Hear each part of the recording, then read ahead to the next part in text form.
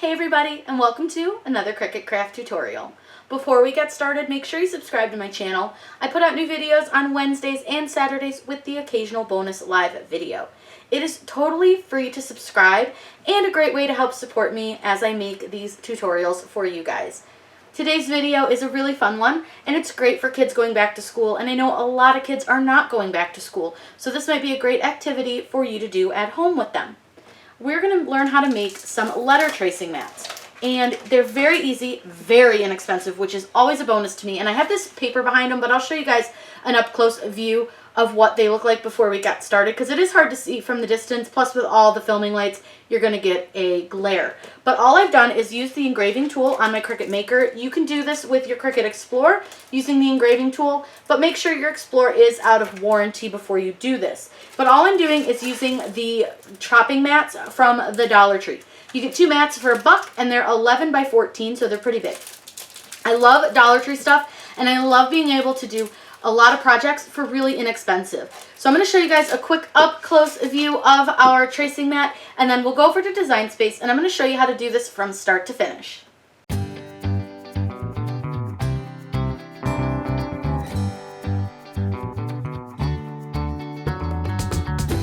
In Design Space, you are always going to want to start with a template if you're making something that has to fit on a certain size. So what I'm going to do is open up a square shape, and our cutting mat is 11 by 14, which I love because it's super big, so it's really, really great for these types of projects.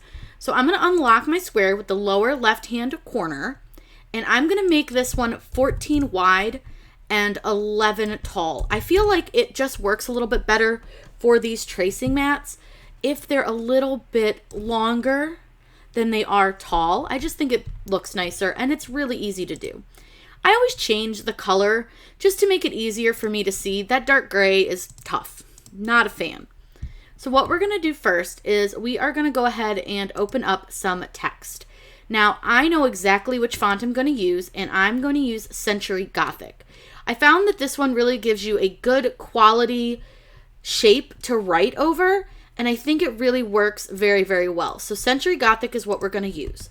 And all I'm going to do is put an uppercase and a lowercase letter, then a space, uppercase and lowercase, a space, uppercase, lowercase, and then a space, and then an uppercase and a lowercase letter.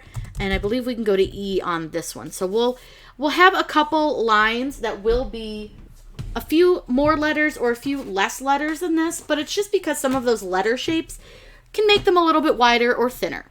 So what I'm going to do is I am going to go ahead and I'm going to change this right away to Engrave. So up in line type, click Engrave, and keep in mind you can do this with both your Explorer and your Maker, but make sure your Explorer is out of warranty before you do this. I'm going to make this a bit longer, and we'll resize everything a little bit closer to once we figure out all of our other spacing. Now, you want 2 lines because you want to be able to have some lines so that when they're tracing, they can see the top and bottom of where their letters should go. So what you can do is open up your shapes and take a score line. The score line is an awesome handy tool. I love it. But we're going to go ahead and turn it so that it is horizontal and not vertical. In order to do that really simply, click the Shift key on your keyboard and then grab that little twisty arrow, and it's going to turn it in perfectly even parameters. What we'll do is we're going to take our score line, and I'm just going to expand it so that it goes to about the end of our writing. You can always look at how long your writing is and then base your score line on that. So my writing is 11.13 right now, so I'm going to make this score line just a little bit larger. So it says it was 11.13, so I'm going to go 11.14. That's just going to give us a little bit more space. I'm going to go ahead and duplicate my score line, and I'm going to move it down to the bottom of our letters.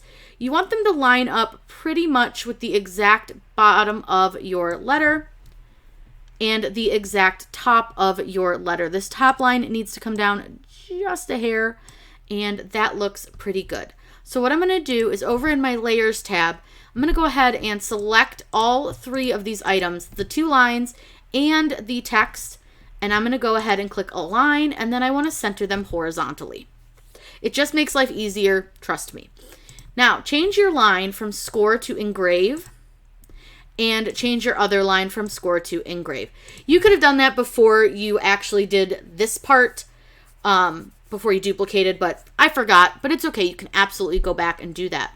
What I'm going to do now is select both of these lines, and I'm going to attach them because I need to duplicate these lines to make another set for my next set of letters. So once you've attached them and duplicated, you can easily move them down below your letter, your first set of letters here, and just sort of guesstimate where you want them.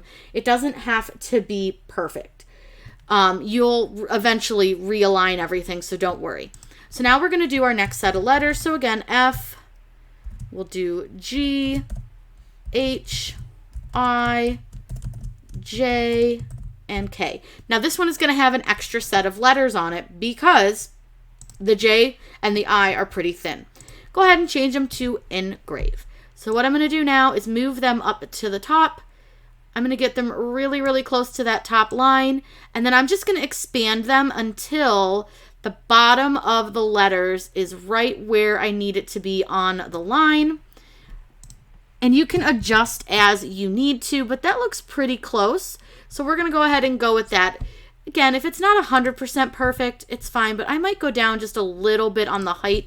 So I'm just going to take it to 4.1, and we'll see if that's just a little closer. That looks perfect, actually. That looks much, much better. I'm going to go ahead and scoot this up just a hair. And again, this is kind of where you just got to play with it, figure out what works for you. Go ahead and select that text and those sets of lines, align them, and center them horizontally. Again, don't worry, we're going to center everything horizontally. I just do this more so I can make sure that everything looks like it fits. So we'll need to duplicate our lines again. Go ahead, click Duplicate, and bring them down. And this one, you want to make sure that you bring it down enough that the G and the J are not over the lines. And we're just going to add our next set of text. So this one's going to be L, M, N, O, and P. Again, I just do an uppercase and a lowercase letter. That way they have plenty of stuff to trace. Again, just change it over to Engrave. Super easy. I find that if I don't change it to Engrave before I try to line it up, it's a little tougher for me to see where I'm trying to line everything up. So now we're just going to go ahead and stretch this out until we have it on those lines. That looks really good. Go ahead and select your text and your lines and align them and center them. Next, again, just take your lines, duplicate them, and pull them down. Make sure, again, that they're not under where that P sits. And then we're going to take and we'll do Q, R, S, T, and I believe I can fit the U, and that's about it on this line because the V is a little bit too wide. But that's okay. Again, some of these, and I didn't mean to click font, some of these are going to give you just a few less letters, but it's better because you can fit them. You don't want to make them all different sizes because you want to make sure that if you're tracing that you're writing them all within that same size. So again, just change it to Engrave. Move it on up into our line, and again, it doesn't really matter where you have it on the line, and I made that a little too big, but I need to move it up a hair, so that's okay. I actually think that looks really good. So what I'm going to do now, again, is just select those two items, align them, and center them. Just to select things, I use my Layers tab, and all I do is hold Control on my keyboard and select the items that I want to do. So I'm going to go ahead and click Duplicate one more time because we need our last line of letters. And I'm going to move this one down just a hair because of that Q. So now we're going to go ahead and do V, W, X, Y, and Z. Simple. Again, Engrave. Once you do one line, you pretty much got this. But I wanted to show you guys how to do the whole thing. So then we're going to stretch this one out. This one is going to end up being kind of big because the letters don't seem to take up quite as much space. So what you can always do if you're having a little bit of trouble fitting them is you can just reduce the amount of letters that you have in maybe a different line. So with this one, I like the way the top part is, And I can't add the P because it's going to add the same problem here. But we can take a look. And if you want to mess around with the way you have your letters, you absolutely can. So let's see what happens if we try to add the letter P down here. I think it's going to end up being way too long, and I don't like it. Yeah, it's a little long. So I'm going to go ahead and just leave that the way it is. And what I'm going to end up doing, just to save my own sanity, what you can do, and this is a fun thing that the kids will love to do too, and you can always hit undo if you did something and you decided you didn't want it. I didn't want that. So I'm going to go ahead and undo so I don't have to try to reline up my letters. So you can see that you've got just a few too many letters here. It really doesn't work, and I really don't like it. And let me go ahead and align these. I realized I did not do that. So I'm going to go ahead and center those. So what I'm going to do is I'm going to add some numbers. So I'm going to go ahead and take away the Z. And I'm going to go ahead and center these on the line. And this is where you kind of play around with things and figure out what works best for you. So now we're going to go ahead and do one more line. So it's going to be Z. And we're going to do 1, 2, 3, 4, 5, 6, 7, 8, 9, and 0. And we may not be able to put spaces in between the numbers, but we will see. Again, this is just where I kind of play around with stuff, see what works, see what doesn't. Some things might work better than others. So we're going to go ahead and line that up. Again, I'm just going to change this over to engrave. And like I said, if we need to take the spaces away from between the numbers, it's okay. We can absolutely do that.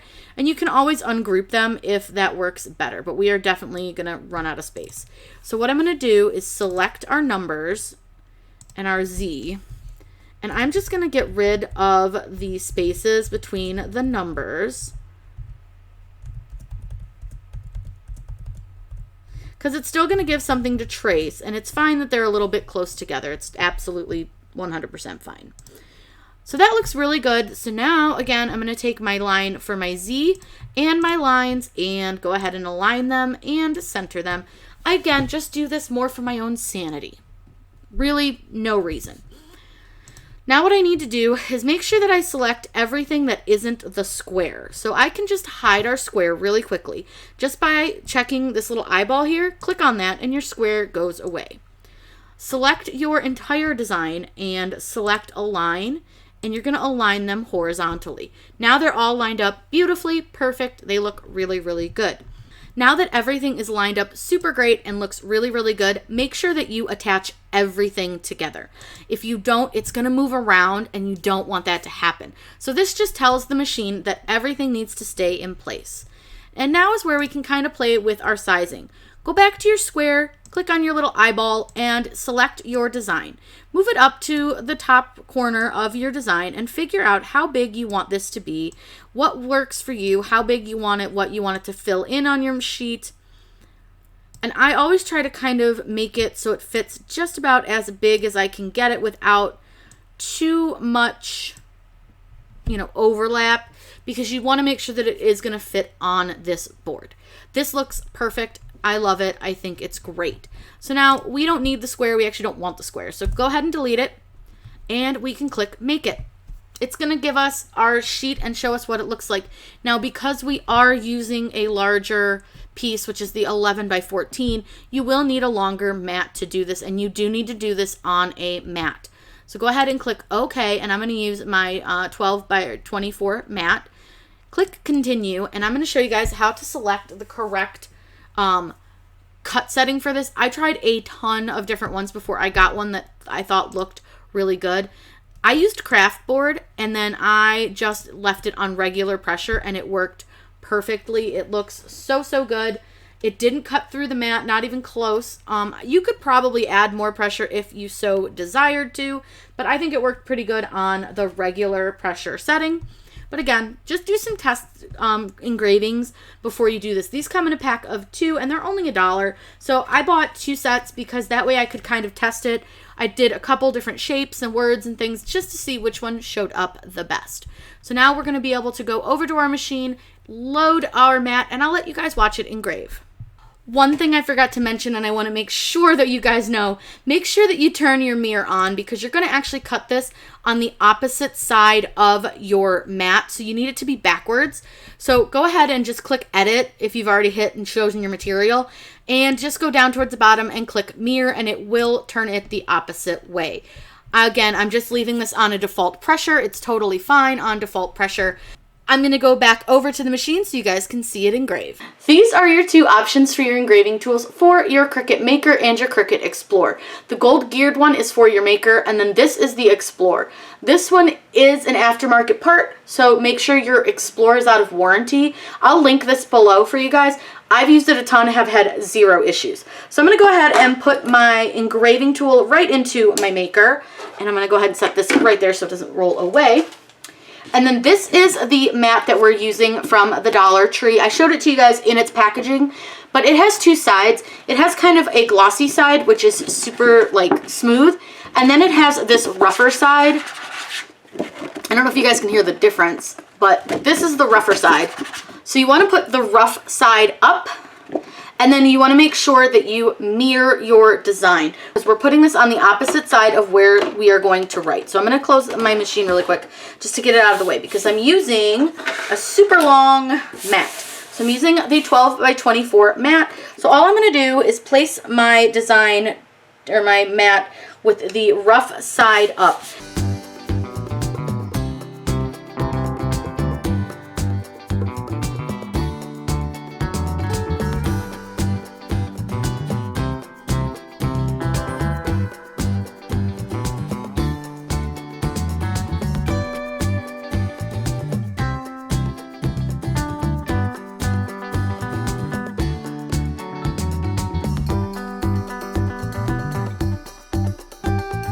Now that it's all done engraving, you really can't see it, and I promise you it is there. So we're going to go ahead and peel it off our mat. One quick trick, flip your mat over, and it's not so bad with these because these are plastic cutting boards. They don't tend to bend, but you just flip your mat over and pull your mat off your project versus the other way around. Always make sure to keep the plastic for your mat so that you can keep it clean, especially if you have pets. You'll see I do have dog hair on my mat. And I'm going to go ahead and show you guys. Here is the letter mat up nice and close for you guys. I think this came out so fun. I don't have quite a long enough piece of paper to show you the whole thing all at once, but you can see all the letters. And this is easy to clean, easy to use. You can just use a dry erase marker, and you can use any kind of word that you want on this mat. What I love about this is you can teach your children how to write out their phone number, an address, a name, whatever you want. You can engrave whatever you would like on these mats, and they're so cheap. You get 2 for $1, so you can absolutely do lots and lots of different things, and you could even make like a dry erase coloring board, all sorts of really fun things. If you guys have any questions, please let me know in the comments down below. I'm always happy to answer those for you. Make sure you subscribe to my channel. I put out new videos on Wednesdays and Saturdays with the occasional bonus live video. I hope you guys had so much fun learning how to make this really, really fun letter tracing mat. Have a great day and happy crafting.